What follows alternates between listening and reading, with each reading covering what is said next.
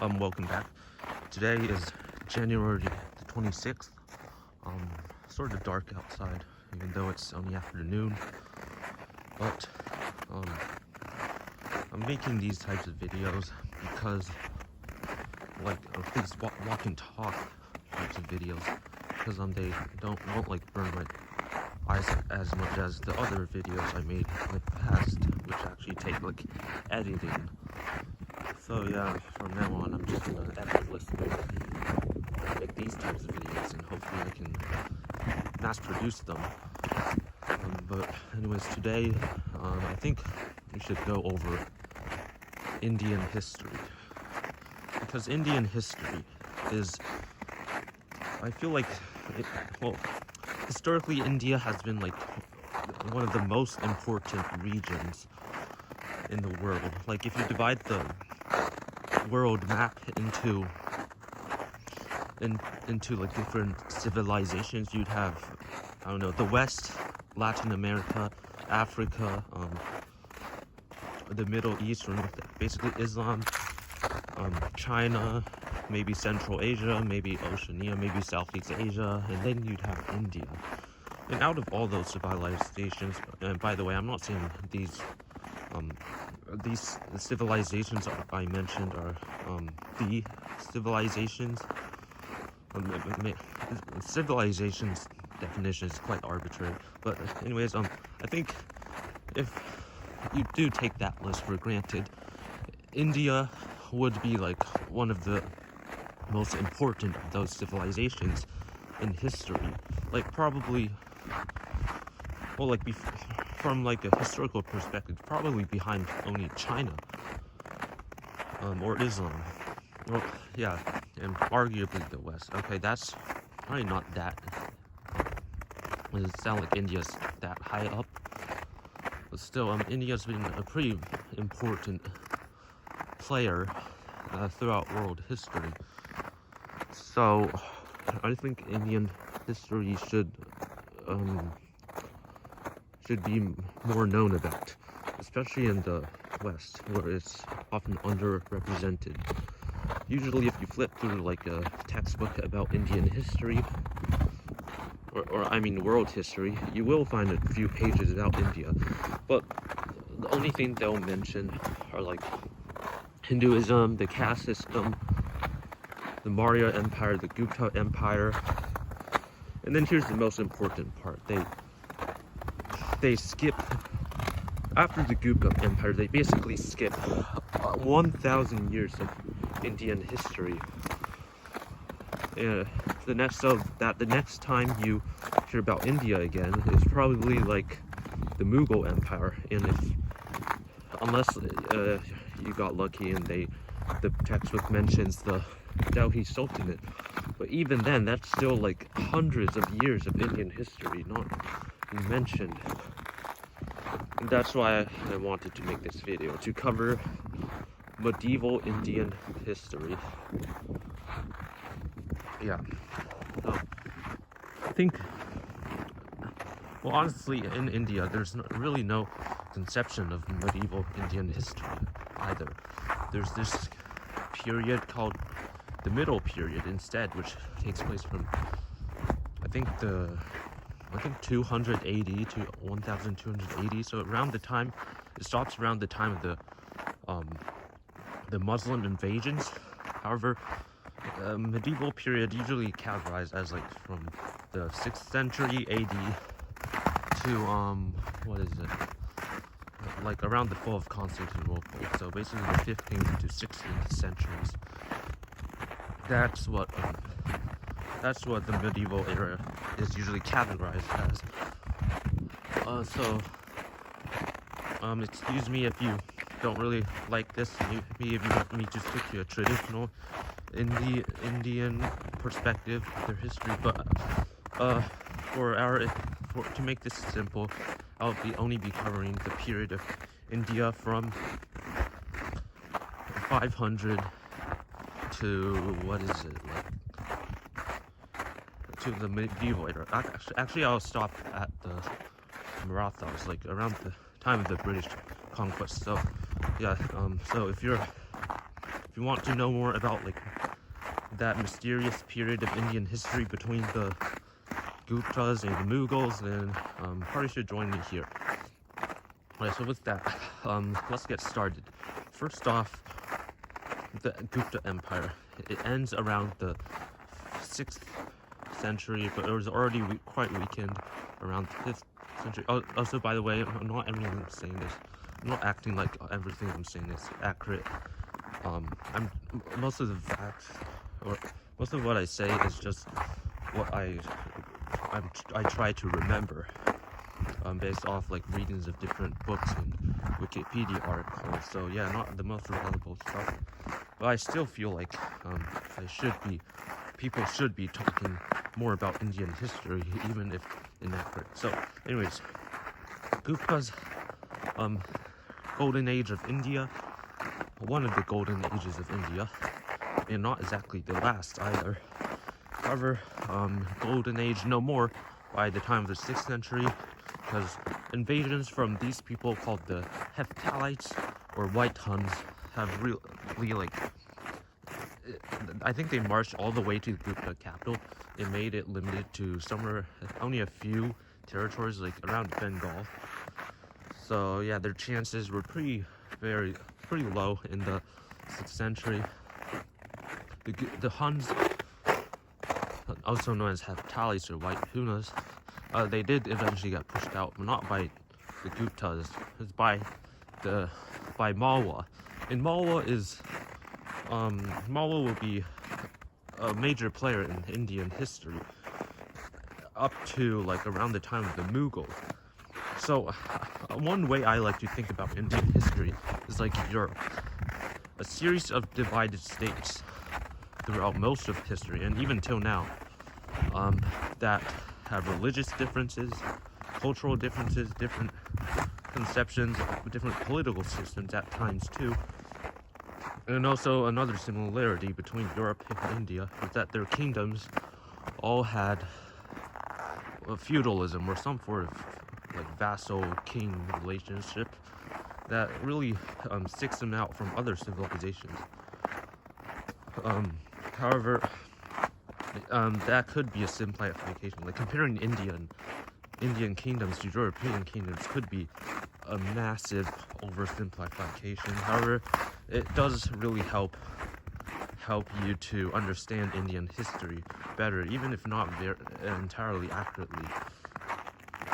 So forgive me, but I'll be comparing India a lot to Europe in this series.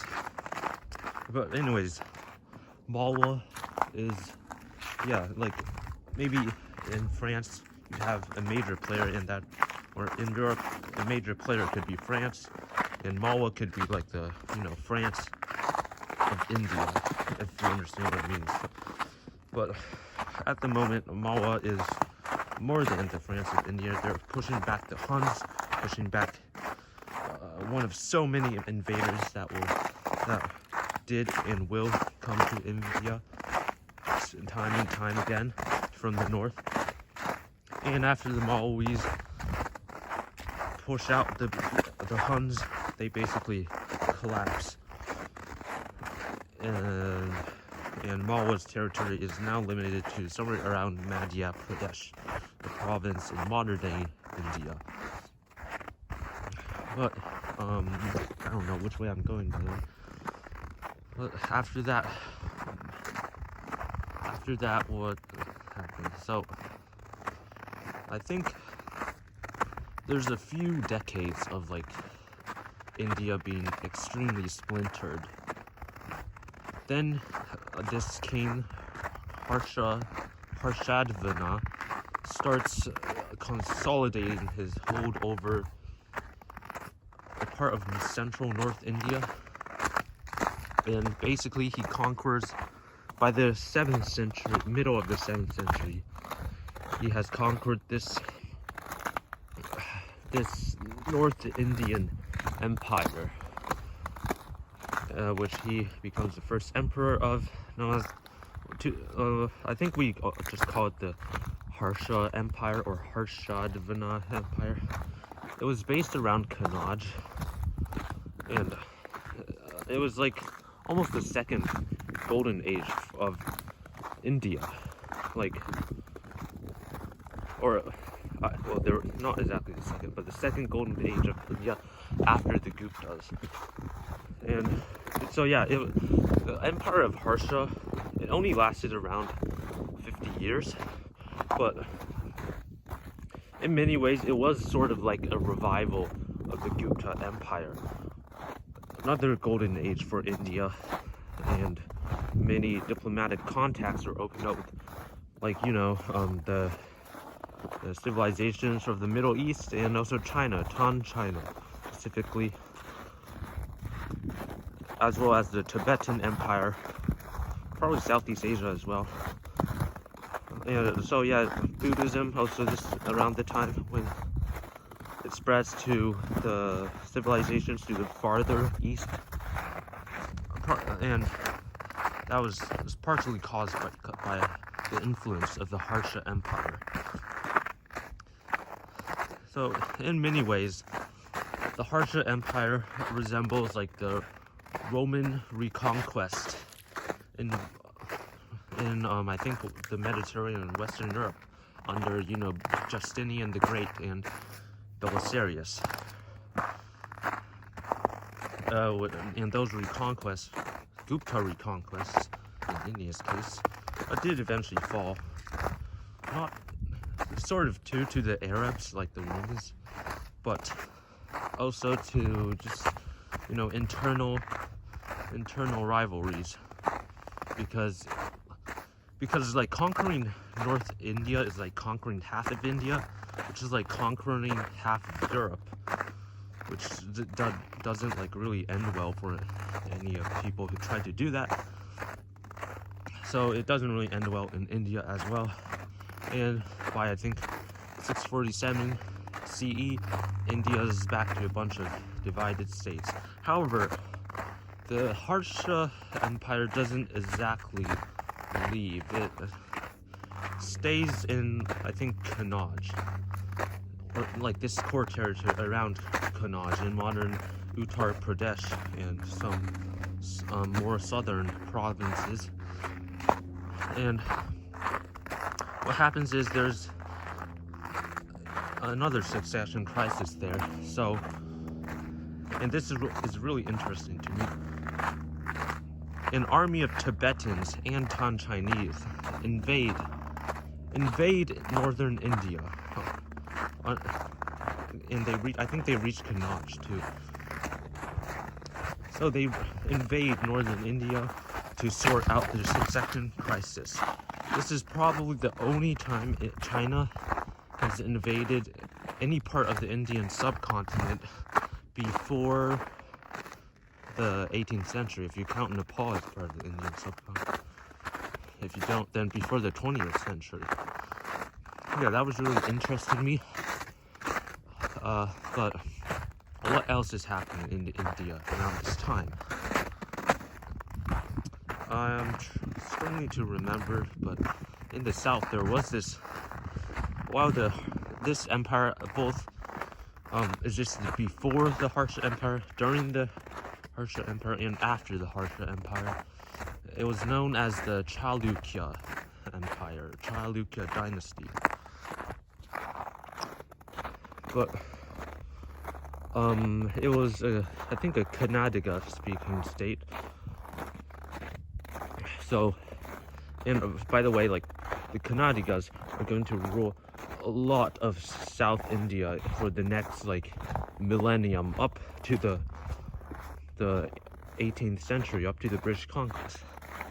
The Kannadigas are just like almost always going to be in South India in some form or another, and today there's a state named after them in India, Karnataka.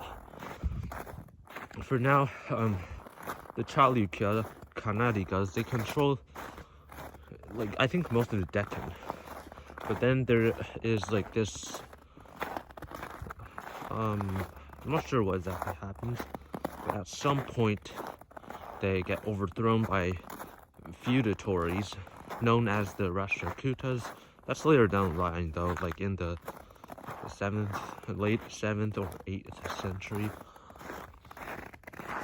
Meanwhile, in the east, Bengal is pretty much divided until the Pala Empire reunifies that territory, probably in the 8th or 7th century as well. The Pala Empire, interesting enough, is Buddhist. However, an interesting thing about religion in the Indian subcontinent before the British conquest, or rather Muslim conquest, are that these religions are mostly just known as Hinduism. So Hinduism was not really a religion; it was a category of religions, much like how Abrahamic religion is a category of religion. So I think Hinduism back then was basically just a synonym for dharmic religion. So Buddhism would count as Hinduism. A lot of Hindus today do see Buddhism as a form of Hinduism. But if Hinduism was a category of religions, aside from Buddhism, what would those religions be that make up Hinduism? Well, you have a few main groups, but the most popular ones were always Shaivism and Vaishnavism. So one based off worship of Shiva, and one based off worship of Vishnu. And they were considered separate religions, just like how Christianity and Islam were different. Anyways, I kind of went on a tangent back there. Back to the Palas. The Palas, they unified the region around Bengal and Bihar eventually. And then in the northwest, there's the Gurjara Pratihara Empire. So the identity of this empire is quite unknown. Like, there's a lot of speculation about it. If you look at the name, like Gurjara Pratihara, or rather just Gurjara, you can guess if it's, you can probably guess that it's either from Gujarat or from Rajasthan. And yeah, there's a lot of debate about which of those two regions this empire belongs to. Sort of like arguing whether the Frankish Empire in Europe was French or German. But in the end, it's not really worth debating, because identities were a lot different back then than today. Anyways, the Gurjara Pratihara Empire dominated northwest India for some time. And yeah, it was based a lot off like clan ties and kinship. So yeah, you have this tribal system that mirrors the feudalism of India. Like those two exist in parallel. Sometimes they're quite indistinguishable, but that's another complex topic in Indian history. Whether using feudalism is the right word or not is another good question.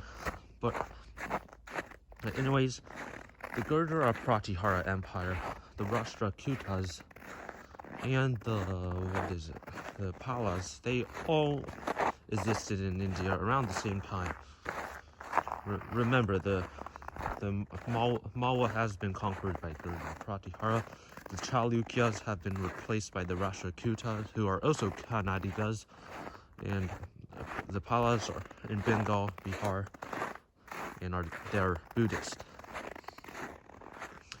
So yeah, they coexist, but not always peacefully. And the region that suffered their conflict the most was Kannauj. So Kannauj still exists like as a remnant of the Harsha Empire. Some animal there.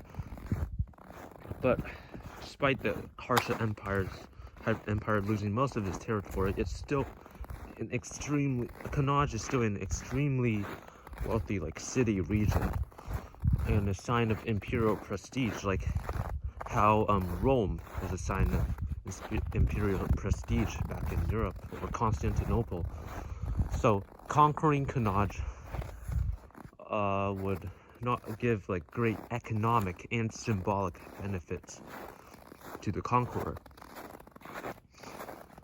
So as you probably guessed, the Palas of Bengal, the Rashtrakutas in Karnataka, who ruled most of South India, and the Gurjara Pratiharas in the rest of northwest India, they all like attack Kannauj and attack each other in Kannauj at one point or another. These conflicts were known as the Tripartite struggle. Yeah, Kannauj really suffered for it, but I can't remember the exact details. However, I think the Gurjaras were the first ones who attacked, and then the Rashtrakutas, and then the Palas, and then the Gurjaras attacked again, and then the Rashtrakutas and the Palas, and then around the early 9th century, the Gurjaras take it permanently, at least for a few decades, and then the Palas took it again, and then the Gurjaras took it back. However, after this conflict, I think most of these empires start to just lose their composure. The Rashtrakutas, even though they're like extremely wealthy and had this, especially under the reign of this king who presided over the throne for 60 years, the empire nonetheless collapses after his death and are replaced by the Chalukyas. Actually, so yeah, the Chalukyas basically experienced a revival of their control over the region, but ties to the past Chalukyas of the 6th to 8th century aren't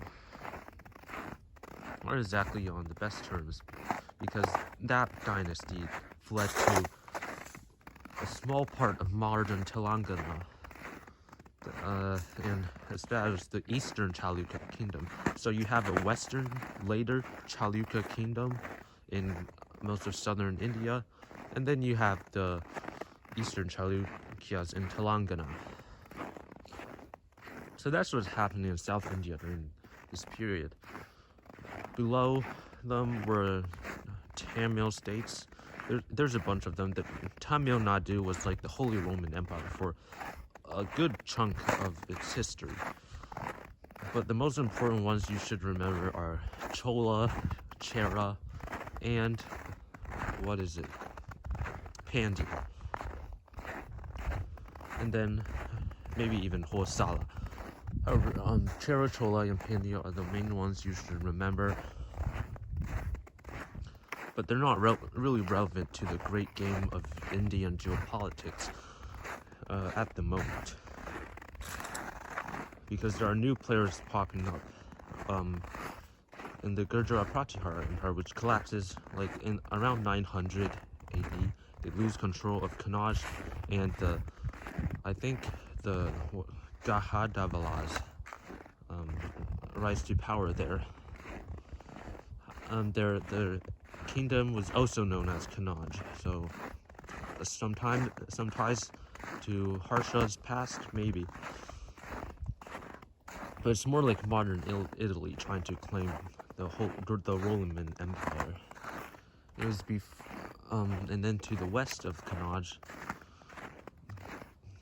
Gujarat usually divided in two, but Gujarat does become independent. Some Rajputs settle in Rajasthan. They become the Chahamana Empire. Really quite powerful for some time in that region. And then to the west, there's a bunch of states, but the main important ones are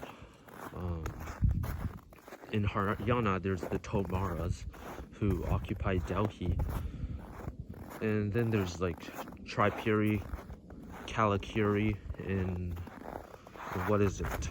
I'm trying to think. Chedi, the region of Chedi, and the Chandilas in Jeja Kabukti, later renamed Bundelkhand. Okay, so just picture this: the year's 950 in India.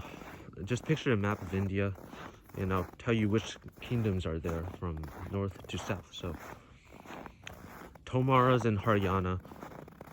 Gujarat is independent, but probably divided in two. Rajasthan dominated by the Chahamanas, one of the first Rajput kingdoms. To the oh, and I forgot to mention, the area around the Indus River has been sort of invaded by Arabs, but Islam hasn't become dominant as of yet. So you have four main kingdoms: Sindh, which suffered the brunt of the Arab invasions; Multan, there's something else. Sindh, Multan, Kabulistan. I think Kabulistan was ruled by two dynasties. First, the Turk Shahi dynasty, and then the Hindu Shahi dynasty. So yeah, they ruled Kabul and surrounding regions. And there's one more. Oh yeah, Kashmir. How could I forget Kashmir? Anyways, yeah, as of the moment, they're all Hindu, despite some Arab Muslim assaults in the 8th century. And so, in central India, you have the Chandilas, you have Malwa, which regains independence from the Gurdjieff Pratihars with the help of Rashtrakuta independence. They're ruled by the Paramara Malwis.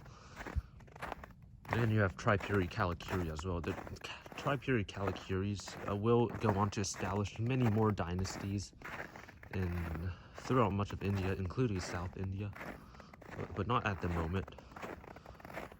And then to the east, there's Bengal under the Palas. Beyond Bengal, I won't really mention this region much, but in northeast India, there's this kingdom called Ahom. Just wanted to mention that, like right now, because I probably won't in the future.